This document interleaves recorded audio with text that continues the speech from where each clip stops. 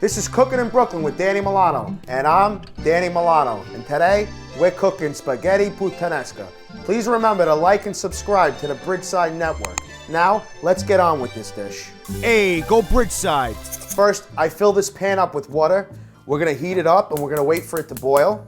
In the meantime, we're gonna throw some olive oil into my pan, and we're gonna throw that on at a very low flame for now. Then we got some anchovies over here. You don't need all these anchovies, but we're gonna take about 2 or 3 of these. Bring them over to the cutting board, and we're gonna chop the anchovy up. Now, Dave, you might not see him, but you can definitely hear him breathing over here.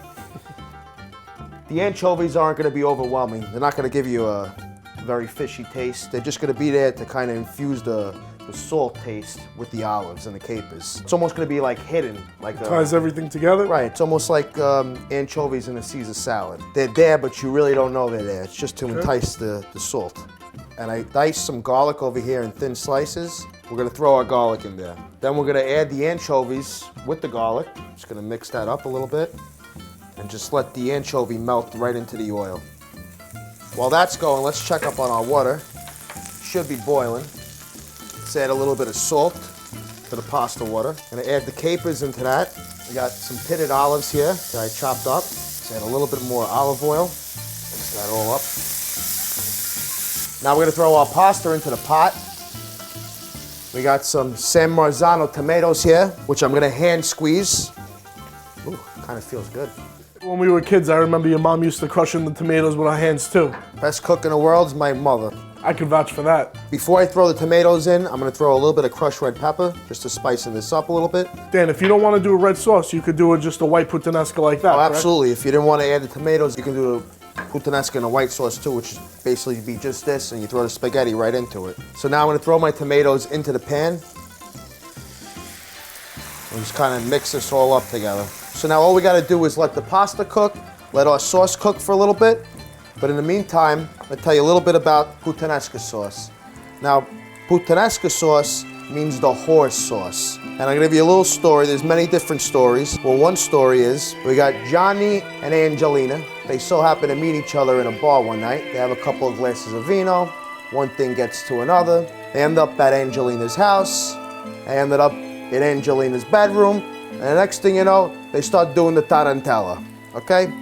Now, after a couple hours of doing the tarantella, Giovanni got a little bit hungry. It was an unexpected visit, so when Angelina went to the kitchen, there really wasn't much left. So what'd she do? She opened the fridge. She seen she had a little bit of capers, she had a little bit of anchovy, a little bit of olives. She got some pasta, she got some tomatoes. She put it all together, and boom, you got a puttanesca sauce. Now, there's many other stories, many different, revisions, but this is the one I always like to remember best. Thank God for them whores. You wouldn't have had this. All right, so I like to cook my pasta al dente. I like to cook for at least 9 minutes. But Dave, since you're eating it today, here, let's see if this pasta's ready for you. Here, take a little bit, all right?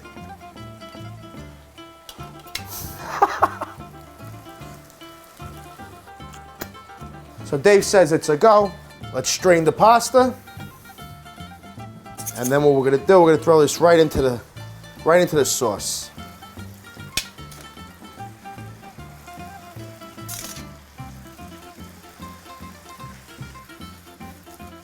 A little flip there.